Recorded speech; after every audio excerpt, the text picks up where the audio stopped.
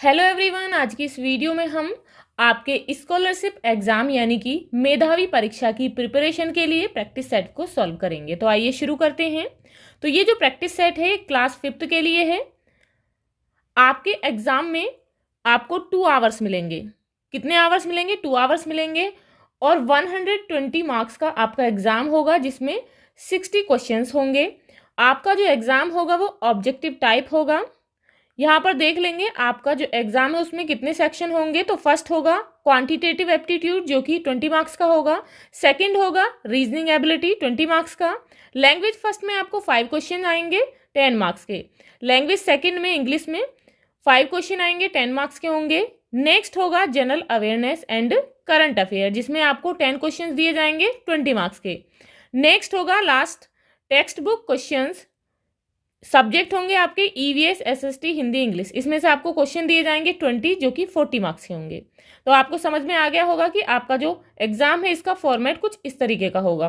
तो अब देखते हैं। सेक्शन 1 है क्वांटिटेटिव एप्टीट्यूड यानी कि मात्रात्मक योग्यता। आपका जो एग्जाम होगा वो बाइलिंगुअल होगा, यानी कि दोनों भाषाओं में होगा, हिंदी में भी और इंग्लिश में भी। फर्स्ट है 8 × 4 + 0 - 25 डिवाइड बाय 5 इक्वल टू। तो यहां पर जो है कौन सा फॉर्मूला अप्लाई होगा? बोडोमास का, BODMAS। BO यानी कि ब्रैकेट ऑफ, तो यहां पर जो है कोई ब्रैकेट नहीं है। नेक्स्ट है D से डिवाइड करेंगे तो 25 को 5 से डिवाइड करेंगे तो कितना आएगा? 5। उसके बाद यहां पर नेक्स्ट है M यानी कि मल्टीप्लाई। तो 8 से 4 को मल्टीप्लाई करेंगे, कितना आया? 32। अब नेक्स्ट है एडिशन, तो यहां पर है +0। नेक्स्ट है माइनस, तो यहां पर 32 से हम 5 माइनस कर देंगे तो कितना होगा? 27। तो आंसर क्या होगा? Option number A। आप जो यहां पर राइट मार्क करेंगे वो ब्रैकेट के अंदर ही करेंगे, बाहर नहीं होना चाहिए। मैंने जो है यहाँ पर आपको समझाने के लिए सॉल्व किया है। आपके लिए नीचे जो है यहाँ पर रफ कार्य की जगह दी गई है, तो आप वहां पर सॉल्व करेंगे। तो ये जो है आपको रफ कार्य के लिए स्पेस दिया जाएगा, तो यहां पर आप सॉल्व करेंगे। अब यहां पर क्वेश्चन नंबर 2 है, if 1 centimetre on the map shows 200 kilometre on the ground. यदि नक्शे पर जो है 1 सेंटीमीटर जमीन पर 200 किलोमीटर की दूरी के बराबर है, what is the distance between Kashmir and Kerala on the map. तो मैप पर जो है कश्मीर और केरल के बीच की दूरी क्या होगी? If they are 2700 kilometre apart on the ground, यदि वो जमीन पर 2700 किलोमीटर दूर हैं। तो यहां पर आप क्या करेंगे? 200 से 2700 को डिवाइड कर देंगे। तो किस तरीके से करेंगे? यहां पर 0 से 0 कट जाएंगी, कितना बचा? 2। तो यहां पर अब क्या बचा? 27। तो आप जो है इसे 2 से डिवाइड कर देंगे। 2 1 जार 2, यहां पर 7 ले लेंगे।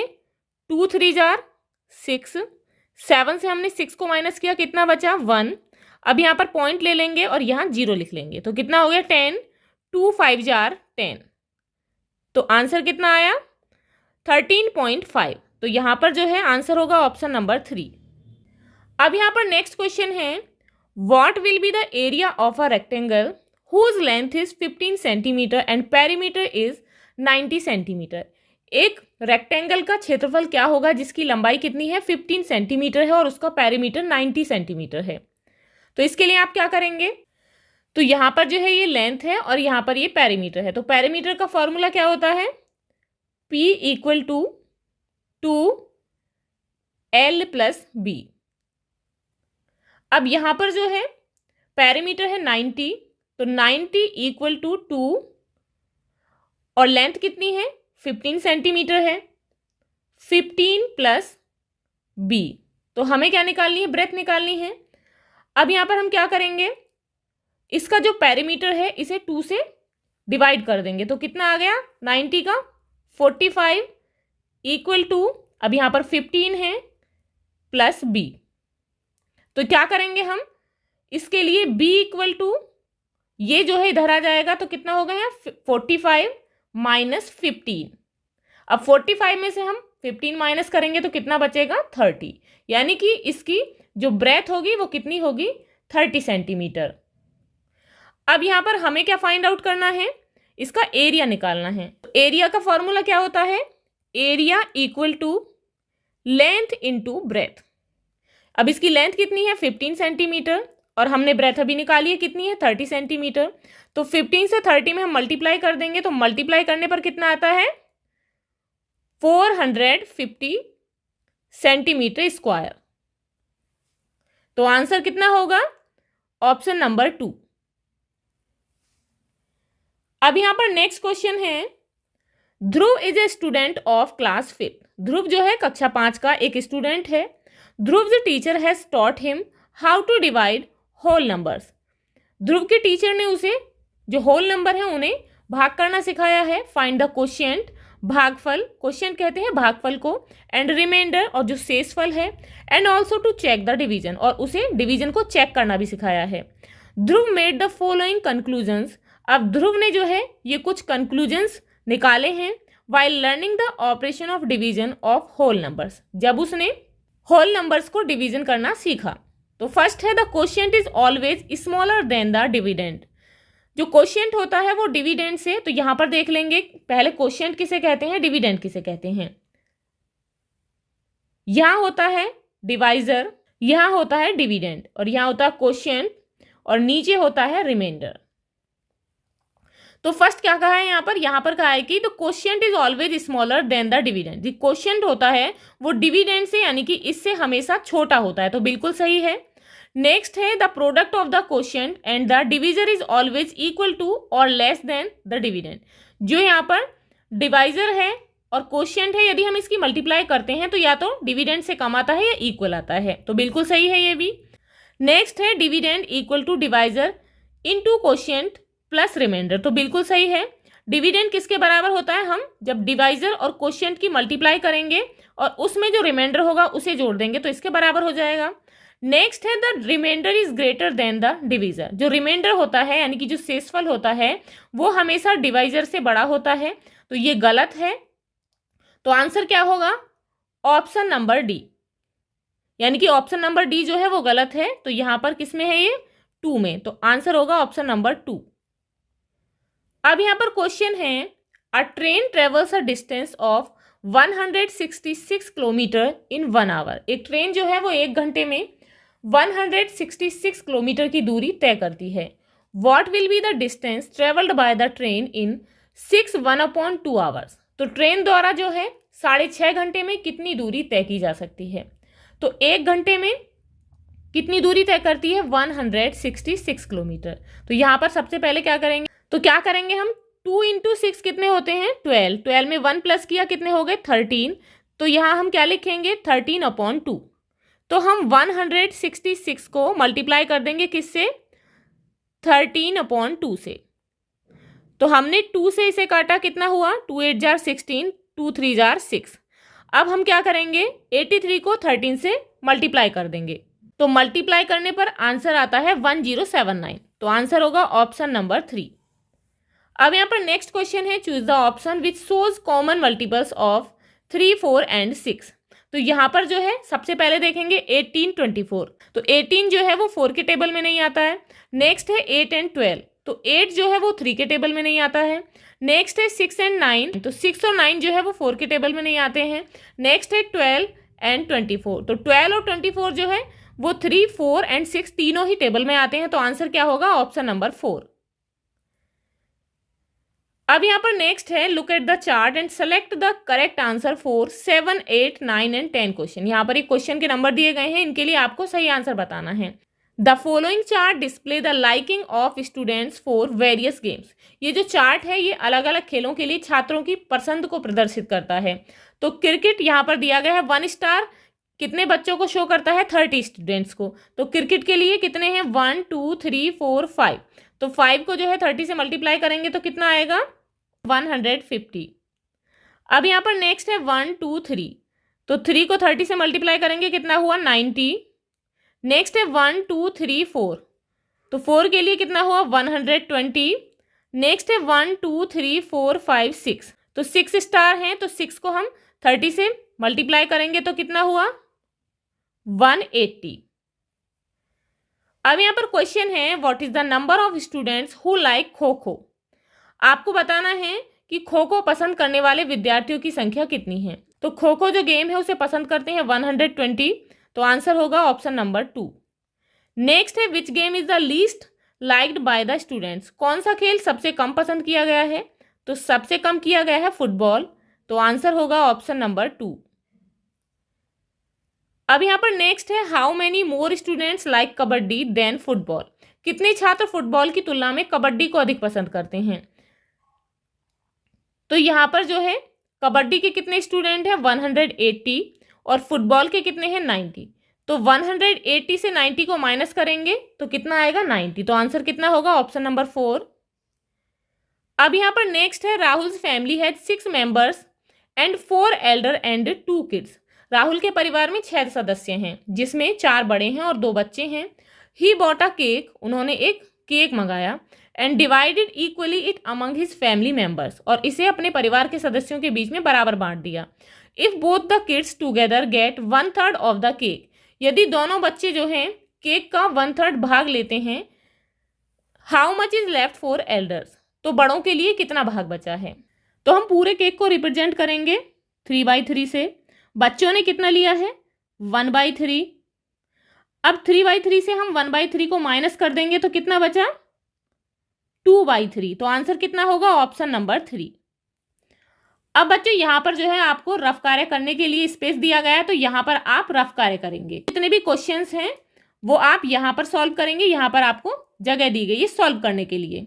कोई भी क्वेश्चन को, जहां क्वेश्चंस दिए गए हैं आपको आंसर मार्क करने, वहां पर कोई भी सॉल्व नहीं करेगा। सॉल्व करने के लिए स्पेस यहां दिया गया है तो आप यहां पर सॉल्व करेंगे।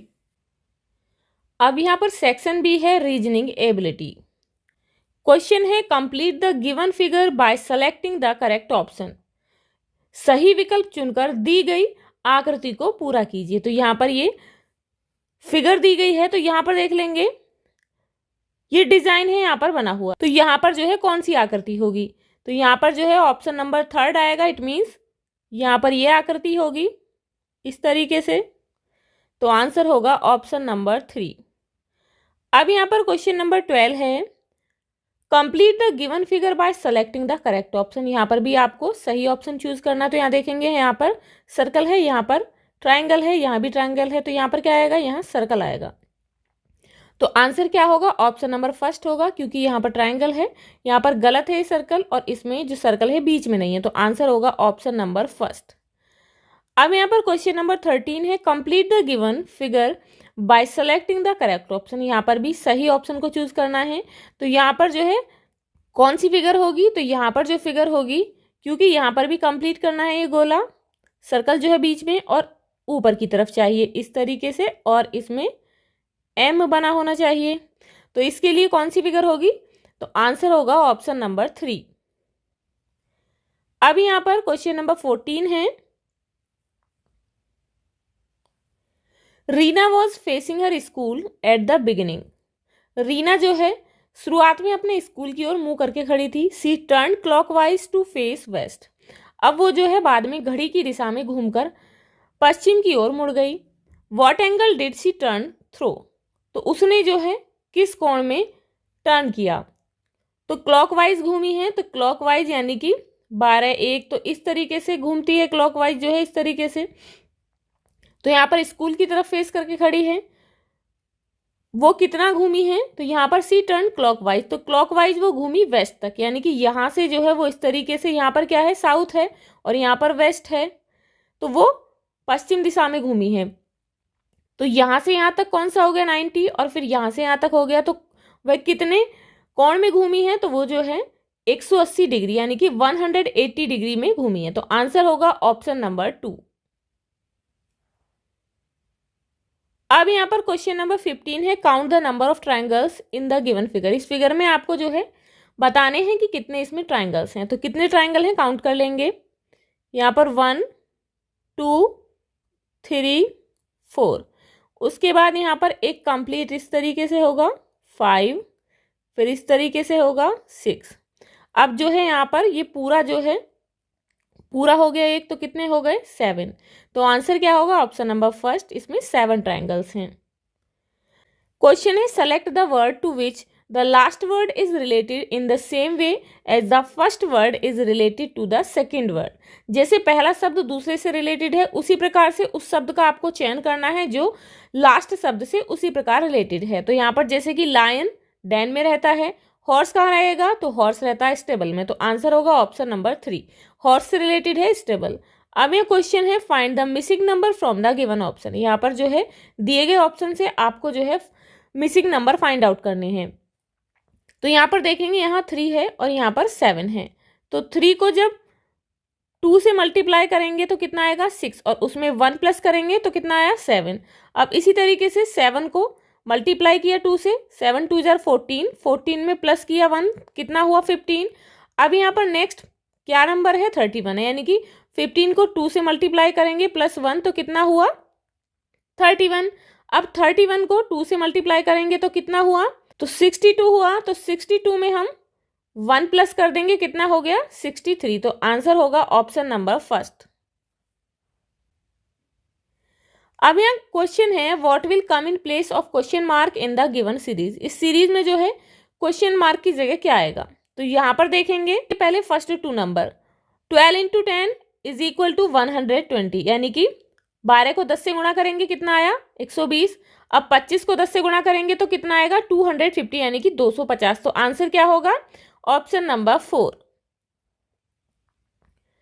अब ये क्वेश्चन है select the odd one out. यहाँ पर जो अलग है वो बताना है, जैसे कि डॉग, एलिफेंट, बफेलो, कैट। तो इनमें सबसे अलग क्या है, तो डॉग, बफेलो एंड कैट ये जो है पेट एनिमल है, घर में इन्हें पाला जाता है। लेकिन एलिफेंट जो है ये वाइल्ड है, यानी कि ये जो है अलग है, तो आंसर होगा ऑप्शन नंबर 2। नेक्स्ट है which colour can be seen in the rainbow. Rainbow में कौन से कलर को देखा जा सकता है, तो रेनबो में कौन कौन से कलर होते हैं, V violet, indigo, blue, green, yellow, orange, red. तो ये सभी जो कलर होते हैं ये रेनबो में होते हैं। तो इनमें कौन सा कलर है येलो, यानी कि आंसर होगा ऑप्शन नंबर 4। अब यहां पर आता है सेक्शन नंबर सी। तो सेक्शन सी में जो है लैंग्वेज फर्स्ट है हिंदी। तो यहाँ पर जो है पैसेज दिया गया है, सबसे पहले हम इसे पढ़ेंगे और इसमें से कुछ क्वेश्चन पूछे जाएंगे। इसी तरीके से आपको पैसेज दिया जाएगा, उसमें से क्वेश्चन पूछे जाएंगे जिनके आंसर आपको पैसेज में से देख कर देने हैं। एक बार कड़कती गर्मियों में एक चींटी को बहुत प्यास लगी हुई थी। वह पानी की तलाश में एक नदी के किनारे पहुंच गई। नदी से पानी पीने के लिए वह एक छोटी सी चट्टान पर चढ़ी। वह वहां से फिसल गई और फिसलते हुए नदी में जा गिरी। पानी का बहाव तेज होने से वह नदी में बहने लगी। पास ही में एक पेड़ पर एक कबूतर बैठा हुआ था। उसने चींटी को नदी में गिरते हुए देख लिया। कबूतर ने जल्दी से एक पत्ता तोड़ा और नदी में चींटी के पास फेंक दिया।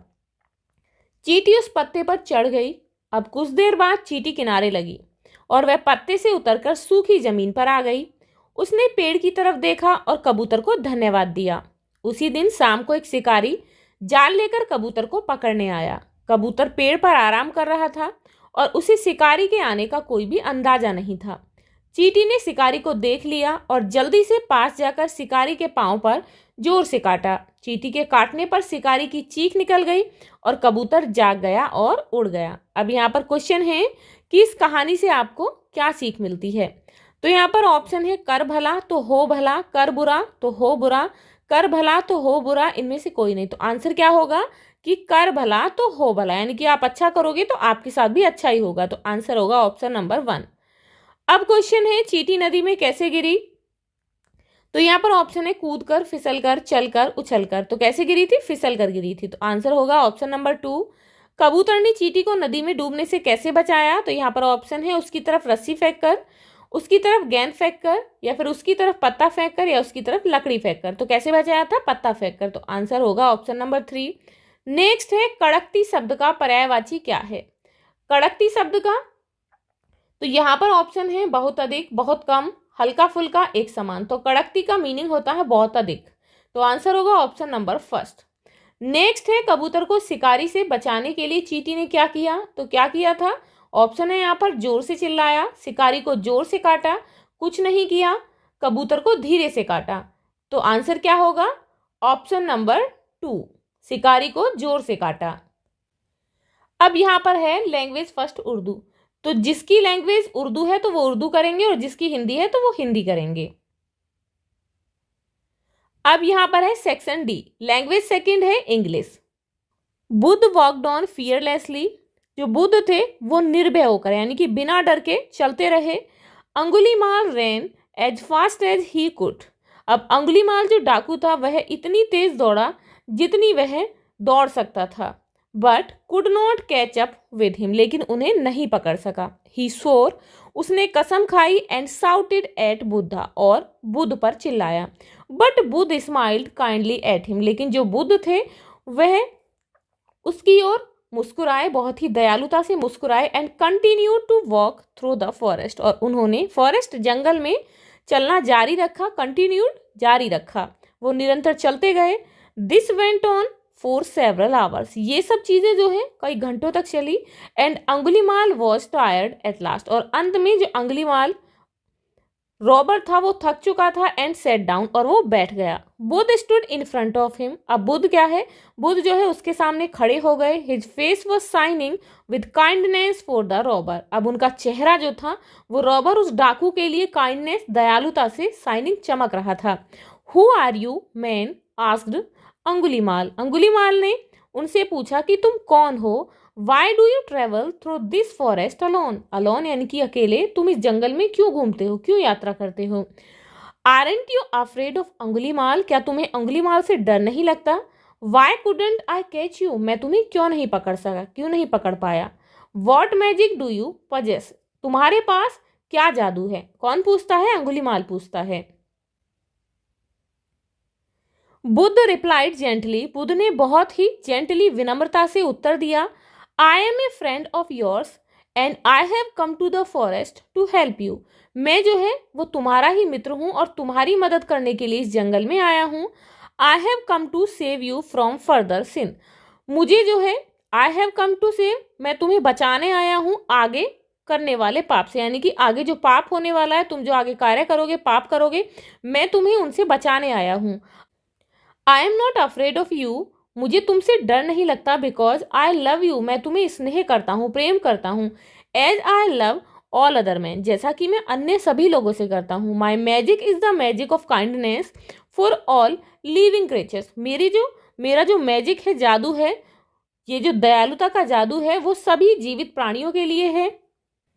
These noble words touched the cruel heart of Angulimal, ये जो नोबल, उनके श्रेष्ठ, ये जो अच्छे शब्द थे, इन्होंने अंगुलीमाल के हृदय को छू लिया। यानी कि वो तो बहुत ही क्रूअल था, निर्दयी था, उसका जो निर्दयी हृदय था उसे उनकी ये बातें छू गईं। And he fail at the feet of Buddha, और वह बुद्ध के चरणों में गिर गया। ओ लॉर्ड सेव मी, हे भगवान, अरे भगवान मुझे बचाओ। ही सेड सोबिंग, उसने सोबिंग कहते हैं सुबकना, उसने सुबकते हुए कहा, सुबकियां लेते हुए कहा। I am the greatest Sinner on the earth, कि मैं तो इस पृथ्वी पर सबसे बड़ा पापी हूँ। ही क्राइड, वह चिल्लाया। बिटरली, बहुत ही बुरी तरीके से। And tears flowed from his eyes into unending streams, और उसकी आंखों से आंसू ना खत्म होने वाली धाराओं के समान बह रहे थे। यानी कि इस तरीके से उसकी आंखों से आंसू निकले कि वो कभी खत्म ही नहीं होंगे। Now question is, where was Buddha walking, Buddha जो थे वो कहाँ घूम रहे थे। Options are forest, garden, park, beach, तो कहाँ घूम रहे थे, फॉरेस्ट में, तो आंसर होगा ऑप्शन नंबर ए।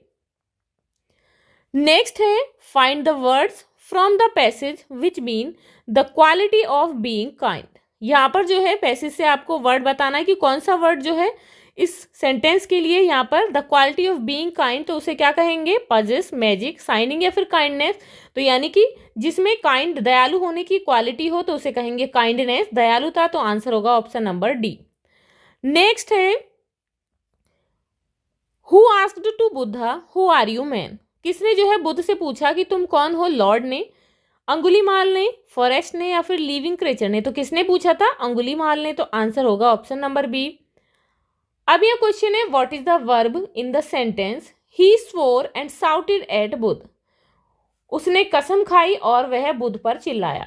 तो यहाँ पर आंसर क्या होगा, तो स्वोर और साउटेड जो है ये वर्ब हैं, ये दोनों ही सेंटेंस में वर्ब हैं, तो आंसर होगा option number C. Next question is, Buddha went to the forest to save Angulimal from, Buddha जो है जंगल गए अंगुलीमाल को किससे बचाने के लिए? टाइगर, रॉबर, फर्दर सिन या फिर हंगर। फर्दर सिन यानी कि आगे होने वाले पाप से। तो आंसर होगा ऑप्शन नंबर बी। अब यहाँ पर नेक्स्ट सेक्शन है section E, general awareness and current affairs. Question is constitution day is celebrated on. तो संविधान दिवस यानी कि कॉन्स्टिट्यूशन डे कब सेलिब्रेट किया जाता है? 26 नवंबर, 26 जनवरी, 2 अक्टूबर या फिर 15 अगस्त। तो कब सेलिब्रेट करते हैं हम? 26 जनवरी को। तो आंसर होगा ऑप्शन नंबर 2। अब यहाँ पर नेक्स्ट है, who was the first woman president of India. Bharat की प्रथम महिला राष्ट्रपति कौन थी? तो यहाँ पर ऑप्शन है इंदिरा गांधी, द्रौपदी मुर्मू, सोनिया गांधी या फिर प्रतिभा पाटिल। तो आंसर क्या होगा? Option number 4।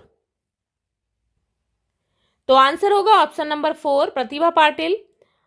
अब यहां पर नेक्स्ट क्वेश्चन है, Chandragupta Maurya was a great king of ancient India, who was his गुरु। उनके गुरु कौन थे? तो यहाँ पर ऑप्शन है आचार्य चाणक्य, अशोका, गौतम बुद्ध या फिर महावीर स्वामी। तो आंसर क्या होगा? तो आंसर होगा ऑप्शन नंबर 1 यानी कि आचार्य चाणक्य जो है वो चंद्रगुप्त मौर्य के गुरु थे। अब यहाँ पर क्वेश्चन है, who is the home minister of India. India के यानी कि भारत के गृह मंत्री कौन है? तो यहाँ पर ऑप्शन है नरेंद्र मोदी। तो सभी को पता होगा नरेंद्र मोदी कौन है, हमारे प्राइम मिनिस्टर हैं। नेक्स्ट है राहुल गांधी, अमित शाह, अरविंद केजरीवाल। तो आंसर क्या होगा? ऑप्शन नंबर 3 यानी कि अमित शाह जो हैं वो हमारे होम मिनिस्टर हैं।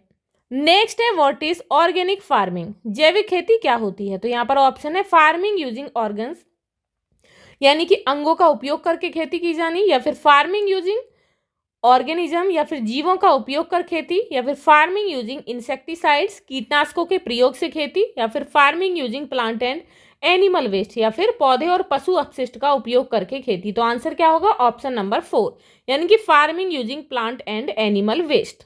अब एक क्वेश्चन है, who is called the birdman of India. Bharat का बर्डमैन किसे कहा जाता है? तो ऑप्शन है सलीम अली, सलीम खान, मोहम्मद अली या फिर डॉक्टर जाकिर हुसैन। तो आंसर होगा ऑप्शन नंबर 1 यानी कि सलीम अली को द बर्डमैन ऑफ इंडिया कहा जाता है।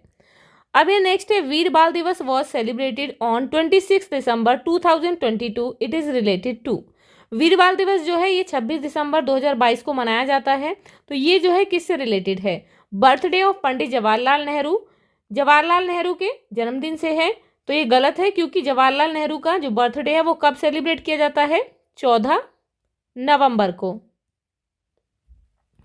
नेक्स्ट है बर्थडे ऑफ गुरु गोविंद सिंह जी, या फिर गुरु गोविंद सिंह जी के जन्मदिन के रूप में, या फिर martyrdom of Zorawar Singh and Fateh Singh sons of Guru Gobind Singh, या फिर गुरु गोविंद सिंह के पुत्र जोरावर सिंह और फतेह सिंह का शहीदी दिवस, या फिर उपरोक्त में से यानी कि नन ऑफ अबव, इनमें से कोई नहीं। तो आंसर होगा ऑप्शन नंबर 3।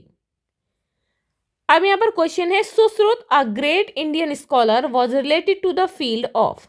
सुश्रुत जो कि एक महान भारतीय विद्वान किस क्षेत्र से संबंधित थे? तो यहाँ पर ऑप्शन है मैथमेटिक्स, मेडिसिन, आर्ट्स या फिर फिजिक्स। तो आंसर होगा ऑप्शन नंबर 2, मेडिसिन के क्षेत्र से थे। नेक्स्ट है, which country won the football world cup 2022। किस देश ने फुटबॉल विश्व कप 2022 को जीता? तो ऑप्शन है यहाँ पर अर्जेंटीना, स्पेन, फ्रांस, अमेरिका। तो आंसर क्या होगा? ऑप्शन नंबर 1 यानी कि अर्जेंटीना ने जीता। नेक्स्ट है, tableau of which state won the first prize in Republic Day parade 26 January 2023। गणतंत्र दिवस परेड 26 जनवरी 2023 में किस राज्य की झांकी को प्रथम पुरस्कार मिला? तो यहाँ पर ऑप्शंस हैं दिल्ली, महाराष्ट्र, असम, उत्तराखंड। तो करेक्ट आंसर होगा ऑप्शन नंबर 4, उत्तराखंड। अब यहाँ पर है section F, text book questions, जो कि किस किस सब्जेक्ट से हैं? ईवीएस, एसएसटी, हिंदी और इंग्लिश से। तो फर्स्ट है यहाँ पर ईवीएस यानी कि पर्यावरण अध्ययन। Question is, which one of the following is not the cause of decline of population of tigers and other wild animals. निम्नलिखित में से कौन सा बाघों और अन्य जंगली जानवरों की आबादी में गिरावट का कारण नहीं है? तो ऑप्शंस हैं यहाँ पर पोचिंग यानी कि अवैध शिकार, cutting of forest to make houses, घर बनाने के लिए, जंगलों को काटना, फायर्स इन द फॉरेस्ट, जंगल में आग लगना, lack of food in forest, या फिर जंगल में भोजन की कमी। तो ये सभी जो है ये रीजन है, जबकि lake of food in forest ये जो है वाइल्ड एनिमल्स की आबादी में गिरावट का कारण नहीं है। तो आंसर होगा ऑप्शन नंबर 4। अब यहाँ पर क्वेश्चन है, bark of which tree is use to prepare the medicine of malaria. Malaria की दवा बनाने के लिए किस पेड़ की छाल का उपयोग किया जाता है। तो ऑप्शन है यहाँ पर सिनकोना, नीम, गुआवा, पीपल। गुआवा कहते हैं अमरूद को, तो आंसर होगा ऑप्शन नंबर 1 यानी कि सिनकोना ट्री की जो छाल है, बार्क है, उसका यूज किया जाता है मलेरिया की दवाई बनाने के लिए। अब यहाँ पर नेक्स्ट है, which of the following snake breed is not poisonous. निम्नलिखित में से सांप की कौन सी प्रजाति जहरीली नहीं है। तो यहाँ पर जो है ऑप्शंस हैं कोबरा, कॉमन करेट, पाइथन, सो स्केल वाइपर। तो आंसर होगा ऑप्शन नंबर 3 पाइथन। जो पाइथन है ये जो स्नेक ब्रीड है ये पॉइजनस नहीं है, जबकि जो कोबरा, कॉमन करेट और सा स्केल वाइपर हैं ये बहुत ही जहरीली प्रजाति हैं। तो जो पॉइजनस ब्रीड होती हैं वो 4 होती हैं, तो 3 ये है, एक इसमें दुबोई होता है वो भी बहुत ही पॉइजनस होता है। अब यहाँ पर नेक्स्ट क्वेश्चन है, which of the following festival is associated with moon. Moon के साथ जो है यानी कि चंद्रमा से जुड़ा हुआ कौन सा त्योहार है। Options are Eid, Christmas, Baisakhi, Muharram. तो आंसर क्या होगा ऑप्शन नंबर 1 यानी कि ईद जो है ये चंद्रमा से जुड़ा हुआ त्योहार है। तो यहाँ पर जो है मुहर्रम भी है, लेकिन जो मून की इंपॉर्टेंस होती है वो ईद पर होती है, क्योंकि ईद पर ही चांद दिखाई देता है, तो इसलिए आंसर होगा ऑप्शन नंबर 1। अब यहाँ पर क्वेश्चन है which one of the following is required to go into space. अंतरिक्ष में जाने के लिए निम्नलिखित में से किसकी आवश्यकता होती है। तो यहाँ पर ऑप्शन है एरोप्लेन, स्पेसशिप, हेलीकॉप्टर या फिर पैराशूट। तो आंसर होगा ऑप्शन नंबर 2, स्पेसशिप की जरूरत होती है स्पेस में जाने के लिए। अब यहाँ पर नेक्स्ट है एसएसटी के क्वेश्चंस हैं, which statement is not true about continents. Continents के बारे में कौन सा स्टेटमेंट सही नहीं है। तो फर्स्ट है यहाँ पर, they were formed due to cooling of the hot gases on earth. इनका निर्माण पृथ्वी की गर्म गैसों के ठंडा होने से हुआ है। या फिर there was only one big continent at the start. शुरुआत में केवल एक ही बड़ा महाद्वीप था। Continents are not moving away from each other. महाद्वीप एक दूसरे से दूर नहीं हो रहे हैं। या फिर plants and animals are not found on every continent. पौधे व पशु सभी महाद्वीपों पर नहीं पाए जाते हैं। कॉन्टिनेंट जो है इनका निर्माण पृथ्वी की गर्म गैसों के ठंडा होने से हुआ, बिल्कुल सही है। शुरुआत में केवल एक ही कॉन्टिनेंट था, ये भी सही है।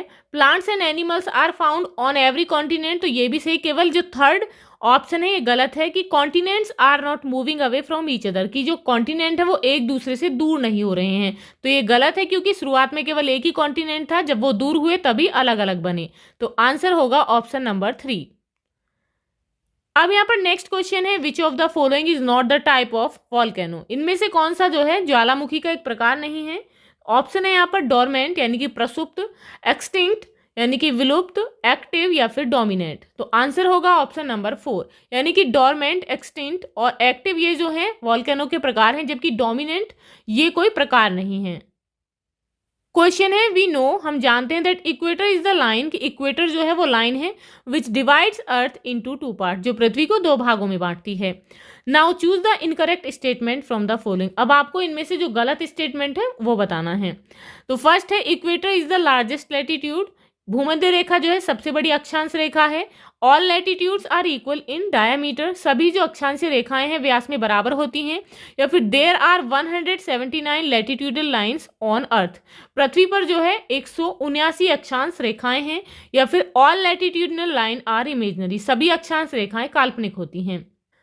तो फर्स्ट जो है, equator is the largest latitude, भूमध्य रेखा सबसे बड़ी अक्षांश रेखा, बिल्कुल सही है। तो आप इस तरीके से समझेंगे कि ये पृथ्वी है, बीच में जो है सबसे बिल्कुल बीच में होती है भूमध्य रेखा। अब हमारी जो लैटिट्यूड लाइन होती हैं इक्वल इन डायमीटर, तो ये गलत है कि सभी अक्षांश रेखाएं व्यास में बराबर होती हैं, तो ये गलत है, क्योंकि जैसे जैसे ये जो है ऊपर की तरफ और नीचे की तरफ बढ़ती हैं छोटी होती चली जाती हैं। इस तरीके से ये छोटी होती चली जाती हैं, ऐसे ही नीचे की तरफ। देयर आर 179 लैटिट्यूडनल लाइंस, तो ये बिल्कुल सही है। All latitudinal lines are imaginary, ये भी सही है। तो आंसर होगा option number 2। All latitudes are equal in diameter, it means सभी अक्षांश रेखाएं व्यास में बराबर होती हैं, ये रॉन्ग है। अब यहाँ पर क्वेश्चन है which of the following is the renewable source of energy, इनमें से कौन सा ऊर्जा का नवीकरणीय स्रोत है। तो यहाँ पर ऑप्शन है thermal energy, nuclear energy, solar energy या फिर नेचुरल गैस। तो आंसर क्या होगा, तो आंसर होगा ऑप्शन नंबर 3 यानी कि सोलर एनर्जी। अब यहाँ पर नेक्स्ट है which one of the following is not matched correctly, इनमें से कौन सा जो है सही मैच नहीं है। तो फर्स्ट है यहाँ पर prairies South America, downs Australia, steppes Middle Asia, savanna Africa. तो यहाँ पर जो है डाउन्स ऑस्ट्रेलिया में होते हैं, बिल्कुल सही है। स्टेपीज मिडिल एशिया में होते हैं, सवाना अफ्रीका में पाए जाते हैं। लेकिन प्रेयरी घास के मैदान जो है वो साउथ अमेरिका में नहीं होते बल्कि नॉर्थ अमेरिका में होते हैं। तो आंसर होगा ऑप्शन नंबर फर्स्ट। अब यहाँ पर है ये हिंदी का सेक्शन। तो क्वेश्चन है ईदगाह पाठ के अनुसार हामिद ने मेले में क्या खरीदा। तो यहाँ पर ऑप्शन है बंदूक, खंजरी, मिठाइयाँ, चिमटा। तो आंसर क्या होगा ऑप्शन नंबर 4, हामिद ने चिमटा खरीदा था।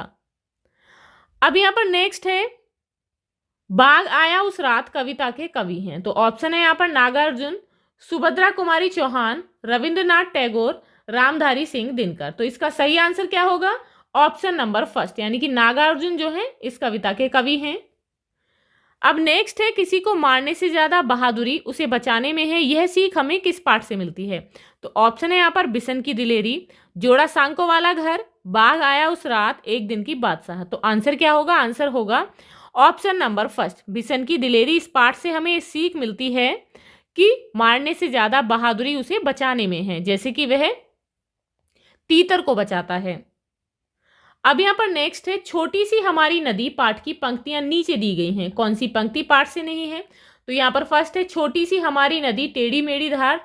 तो ये छोटी सी हमारी नदी का पाठ की लाइन है। पहाड़ पर्वत मैदान होकर सागर में जाने को तैयार, गर्मियों में घुटने भर भिगोकर जाते पार, रातों को हुआ हुआ करते उठते हैं सियार। तो आंसर क्या होगा ऑप्शन नंबर 4 यानी कि ये जो पंक्ति है ये छोटी सी हमारी नदी पाठ की पंक्तियां नहीं है, बाकी जो है ये इस पाठ की पंक्तियां हैं।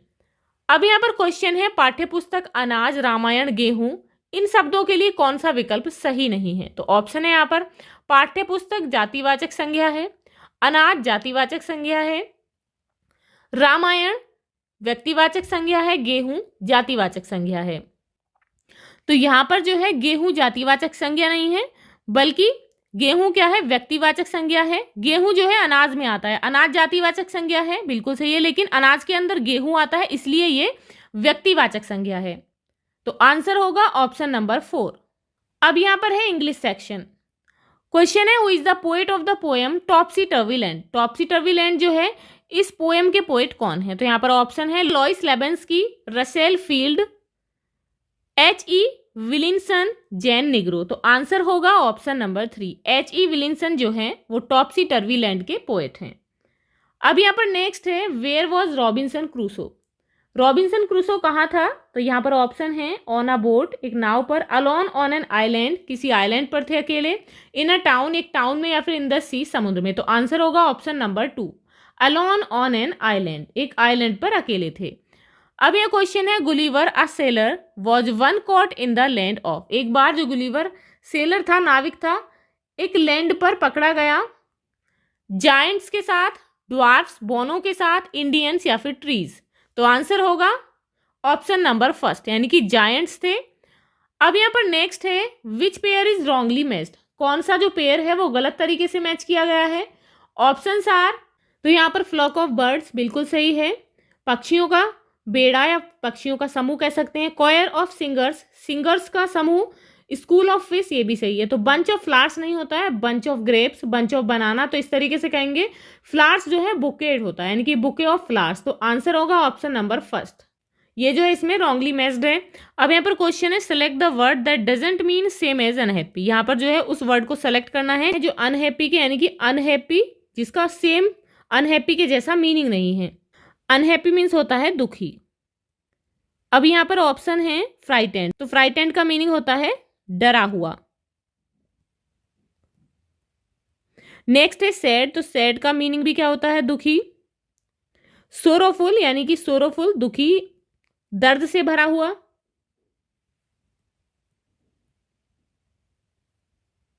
नेक्स्ट वर्ड है डिजेक्टेड। डिजेक्टेड यानी तिरस्कृत, तो ये भी जो है अनहैप्पी ही है। तो आंसर होगा ऑप्शन नंबर फर्स्ट, यानी कि फ्राइटेंड जो है ये सेम एज अनहैप्पी जैसा इसका मीनिंग नहीं है, ये बिल्कुल अलग है। जबकि सैड दुखी, डिजेक्टेड और सोरोफुल जो है ये अनहैप्पी से मैच करते हैं।